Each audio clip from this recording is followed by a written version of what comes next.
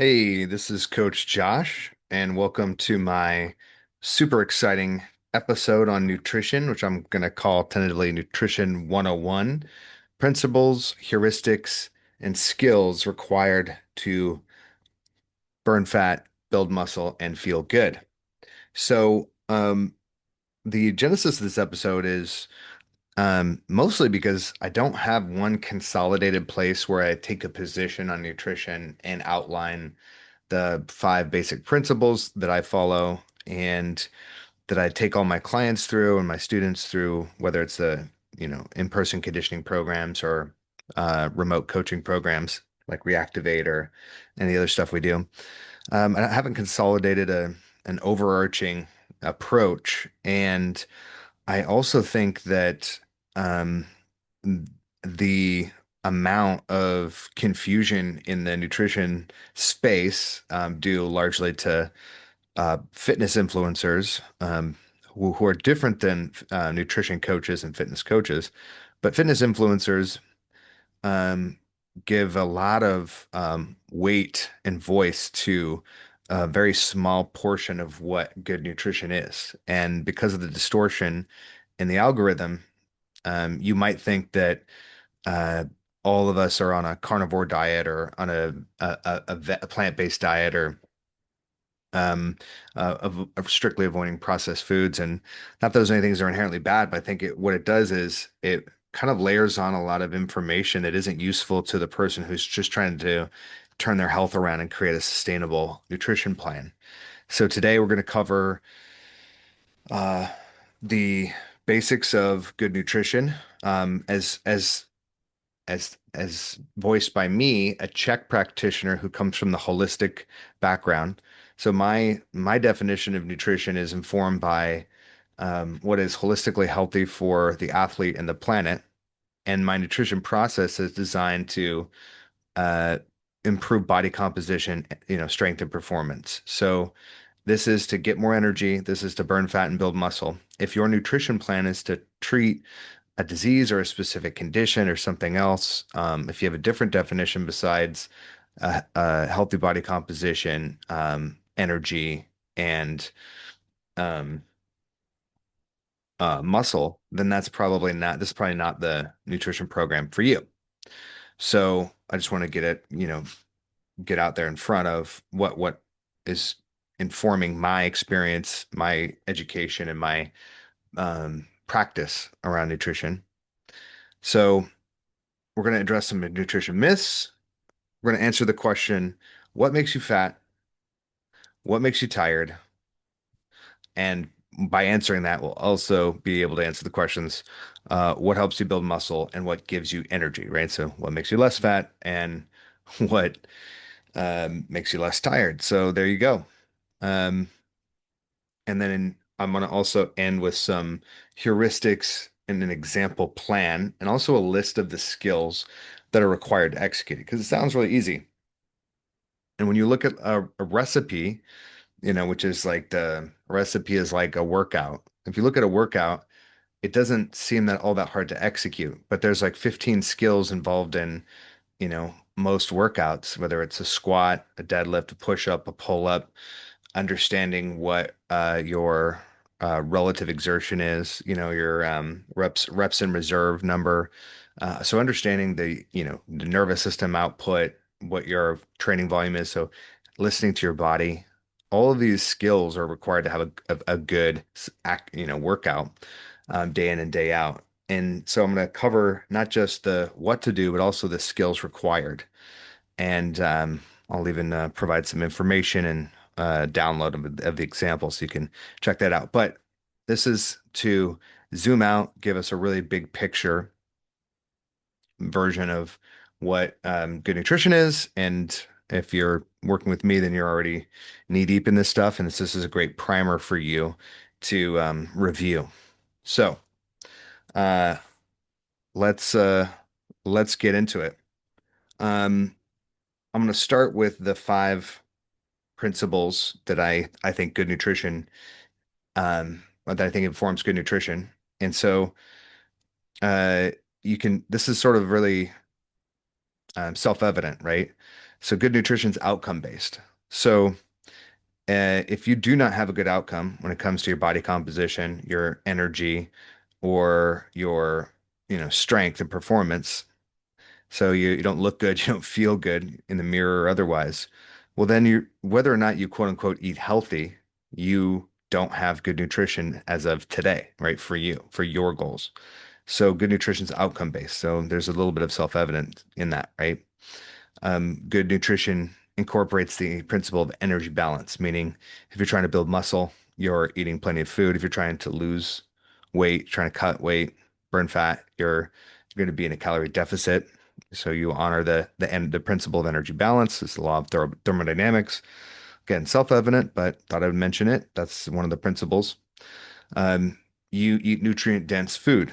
So you can eat healthy food, right? Kale is healthy, but if that's all you eat, you don't have enough nutrient density in your diet to sustain you, and you're going to see those outcomes again, not arrive. So nutrient dense food, it's got to be part of a good nutritional practice. And finally, what's sustainable for you and planet Earth. So there's got to be an element of sustainability built into your plan. So that will not only help you, right? Because what's sustainable for the human is usually pretty clean eating, and what's sustainable for the planet is usually pretty clean as well, right? Conventional factory farms, you know, um, the food industrial complex doesn't take into account what is good for the earth. So these things all work hand in hand together to create a holistic nutrition program, and I'm a holistic coach. So that makes sense that that's where we start. So from here, we're going to jump into sort of the questions, and we're going to address one of the myths, some of the myths. Let's talk about the myths of what makes you fat. Now, I could spend another 7 or 10 hours going through the internet's myths, right?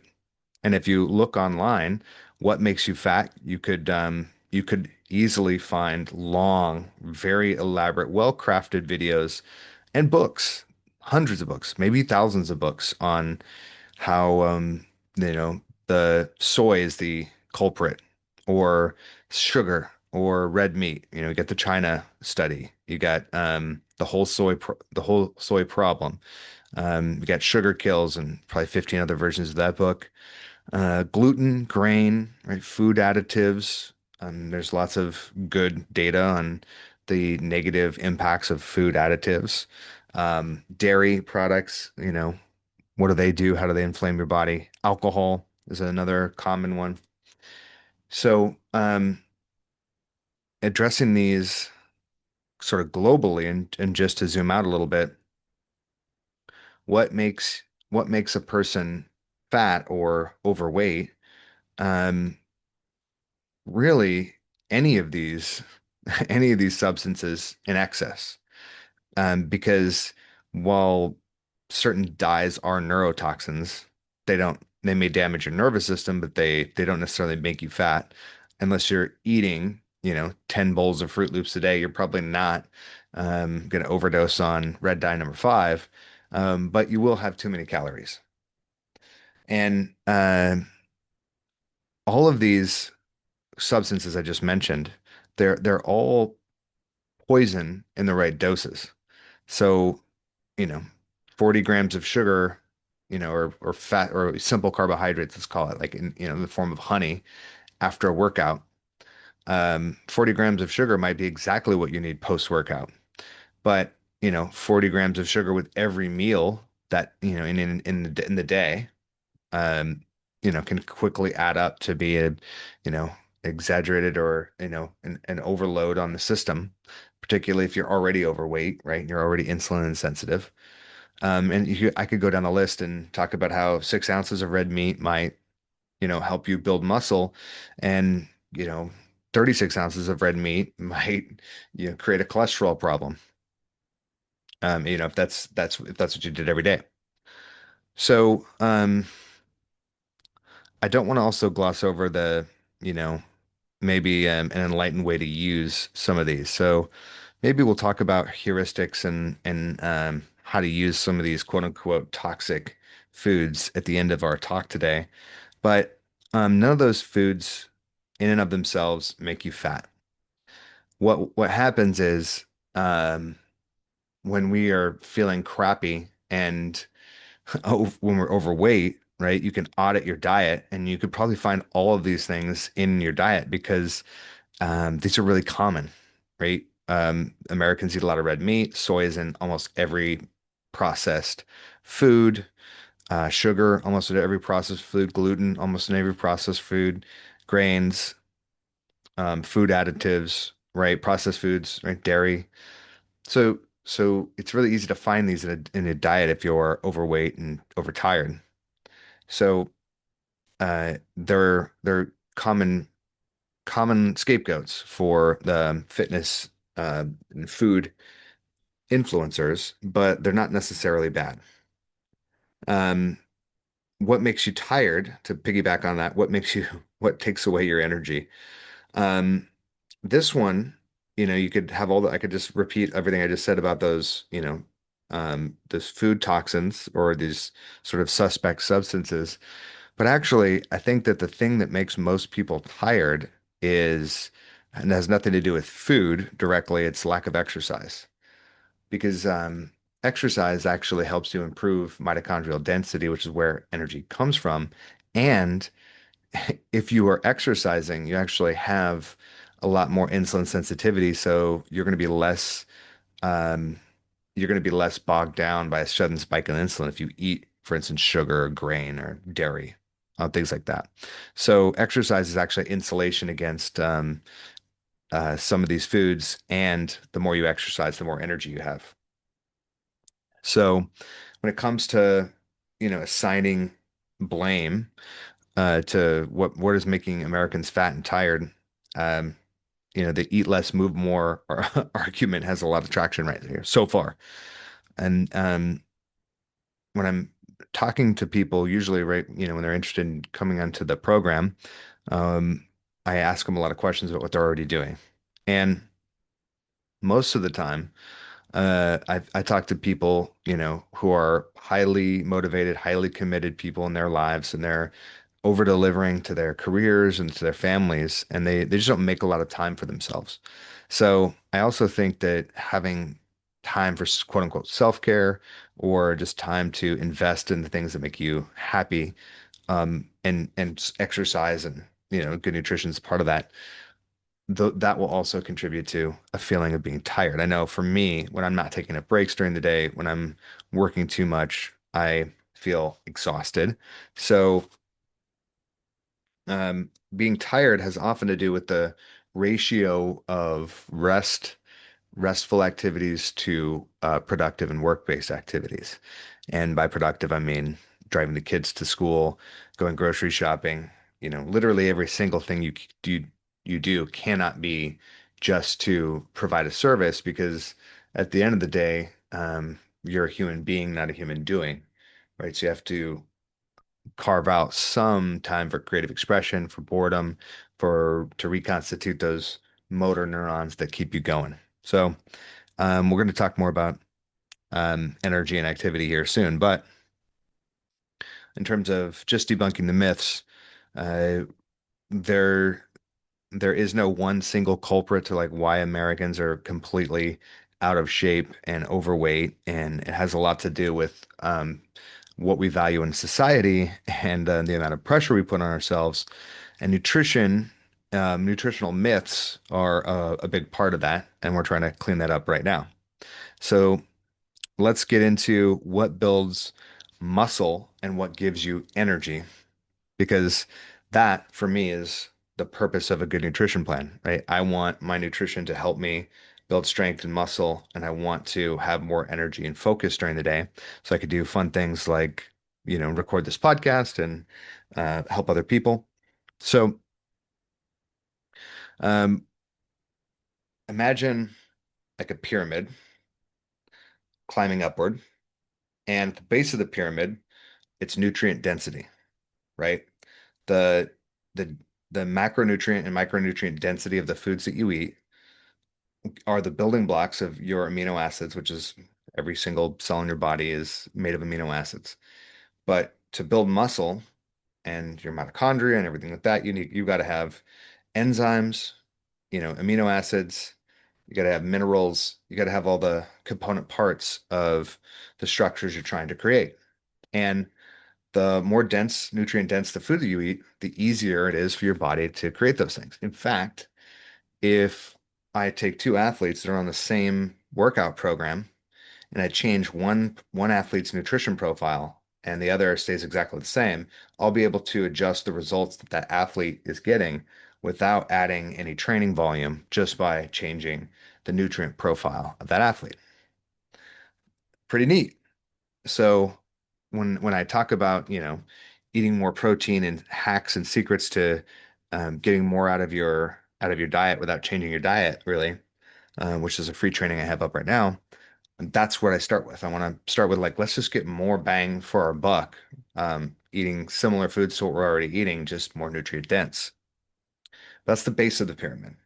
The next level up of the pyramid is energy balance and the type of energy that you have access to based on the type of activity you have. So if I'm having, you know, if I have a lightly active human who's doing a lot of mental work, I'm probably not going to be super dense on carbs and fat, but I want to have enough to stay productive and focused during the day, without feeling depleted and starved, right? Or without having to rely on caffeine or other stimulants to maintain that focus.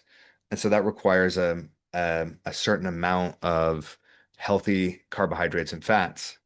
And there's handy dandy charts in almost every nutrition textbook that maps, low activity to high activity, low calorie to high calorie.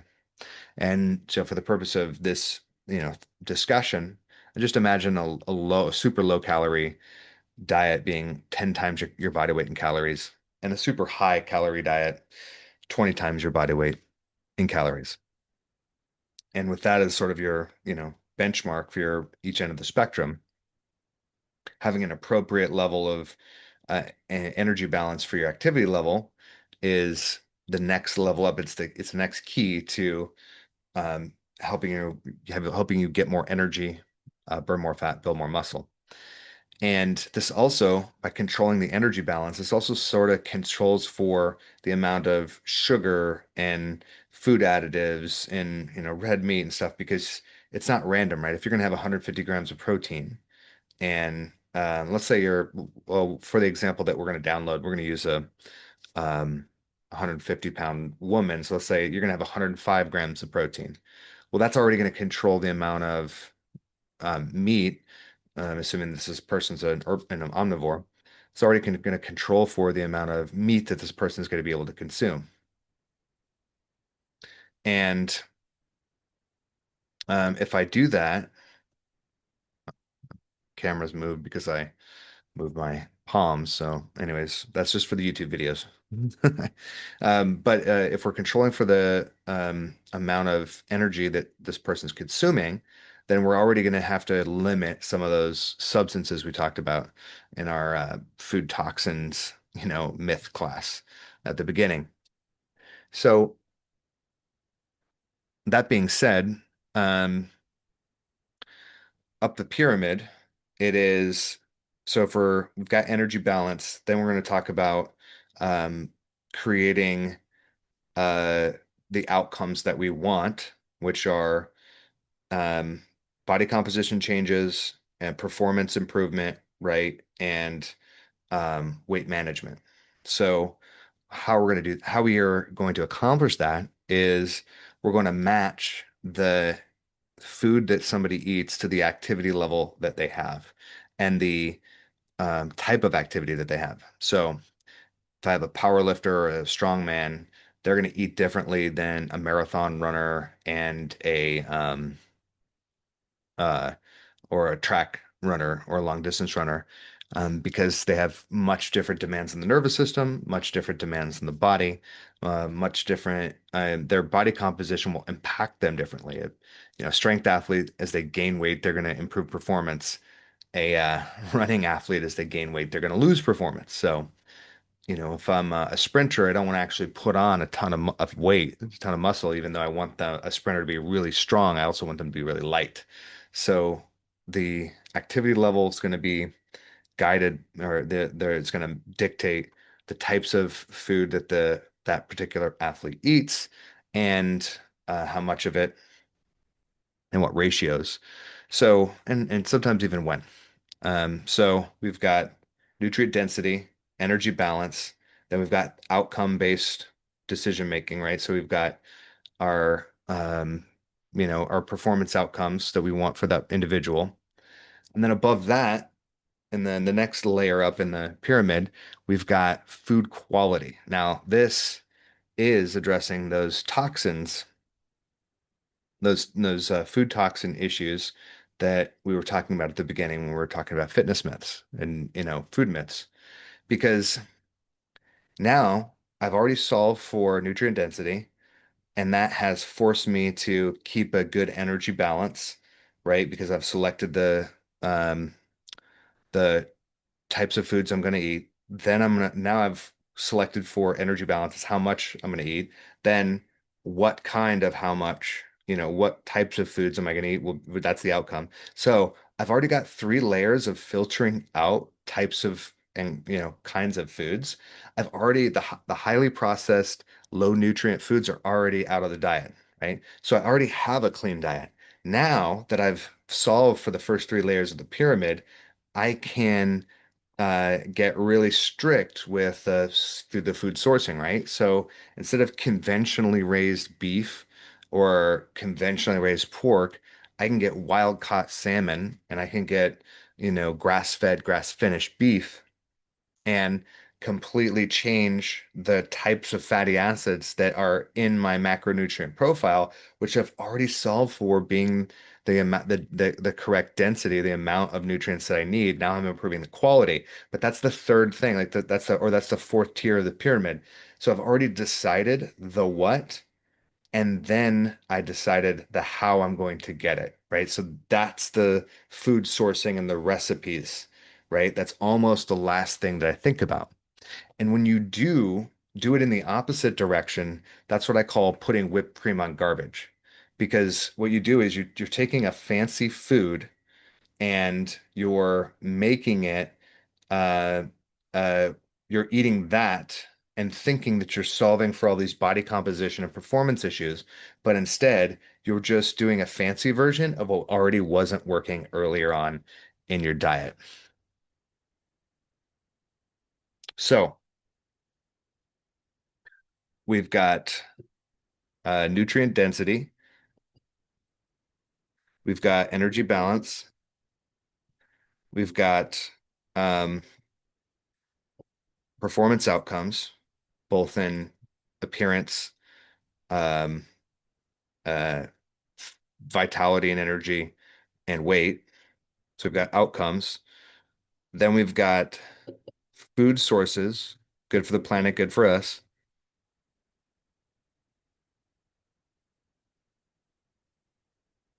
And then finally, what we have is proper recovery, right? How to get more energy in our from our program, managing the two biggest and most obvious inputs to our energy or source of energy, which is sleep and the types of activity we do during the day. I already mentioned that work rest ratios will impact your energy, but so will the types of training that you do, the amount of cardiovascular activity, the amount of play, the amount of fun that you have during the day, and then also the quality of sleep. And, all these are whole podcasts that we can go into, and I will, because I will talk about all this stuff till the day I die. But this creates a better or a more simple process, right? We've approached this strategically so that the most important thing informs the next most important thing. And every decision we make after, up the pyramid gets easier to make because we've already supported the next tier of problem solving. And so because you're eating clean, because you're having appropriate carbohydrate and fat ratios for your activities, and you're already eating energy balance, and you're already eating nutrient dense foods, the amount of energy that you're getting from your training and your sleep, that's already going to be boosted. So I don't have to tell somebody, hey, we need to cut the sugar, the alcohol, the red meat, all that stuff. You've already done a lot of that cutting and the crafting of the program up to this point. So if someone's got a balanced training and nutrition program, their sleep is going to improve already, right? We've already improved sleep hygiene, and we haven't even gotten into that yet. So, sleep and active recovery, I'm going to go put that's our recovery portion of the pyramid. And then finally, what we have is supplements, and that's at the very top. So, if you've done everything up to from the bottom up and you've been on plan for 6 weeks or more and you haven't noticed the changes that you're wanting to have occur, you want to jump in on you want to do a blood work, you want to go through a functional lab with I think Function or Inside Tracker, and there's a bunch of them now that are really effective and accessible. And then you want to hit supplements to make up for the deficit, which are clean diet, well-sourced diet, and your training program and your recovery isn't supporting for. But what will happen is if you do it in that order, you're going to have very few, if any, supplements that are necessary to get to the goal of where you want to go. So, whew, what have we done here? We've gone from the bottom up. Principles first, simple beats complicated. And then this is strategic thinking, right? Because every layer of the pyramid makes the next decision and the next action in the process more effective and easier to execute. So this is where you stop getting confused and bogged down by the fitness advice from, quote unquote, internet gurus, right? People who have a lot of followers but aren't actually helping anyone. And if you've listened this far, you already have got a completely, hopefully, new perspective, maybe, or a sharpened perspective on the basics of what helps an individual build muscle and burn fat. And finally, I want to talk about an example um, and where to begin with all this. So in the show notes, I'm going to link up an example meal plan, a detox plan, right? So it does all the things that we just talked about. It's clean, it's energy balance, it's nutrient dense, it's simple ingredients, and it helps promote recovery, right? It does all of these things and sustainable, and it's going to be for a 150 pound person, right?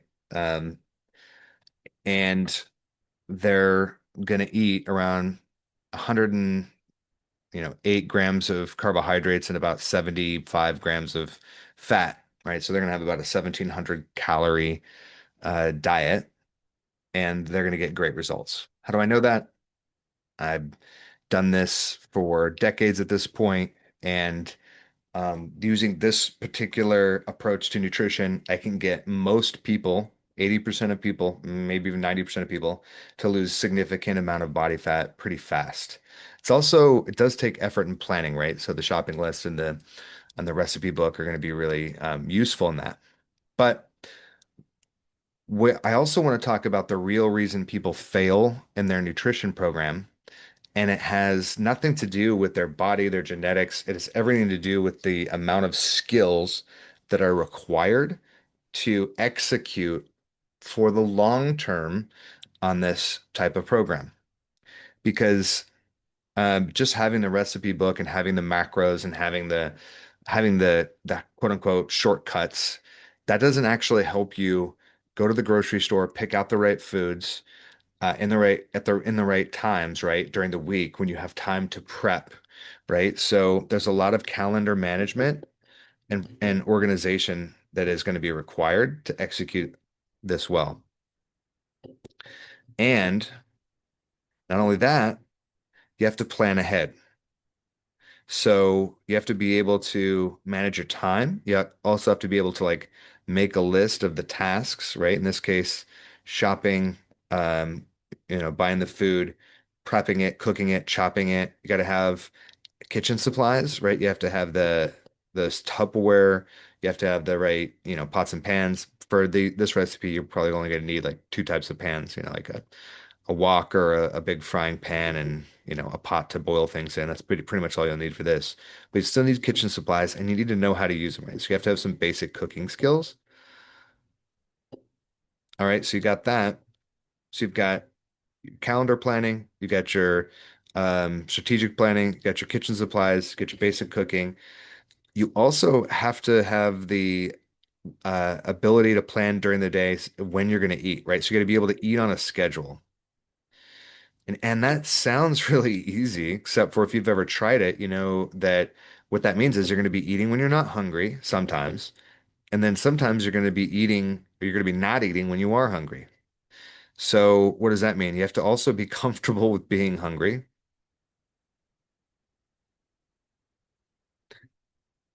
and you have to be comfortable eating when you're not hungry, specifically eating dense food. So a chicken breast and a sweet potato are heavy eating.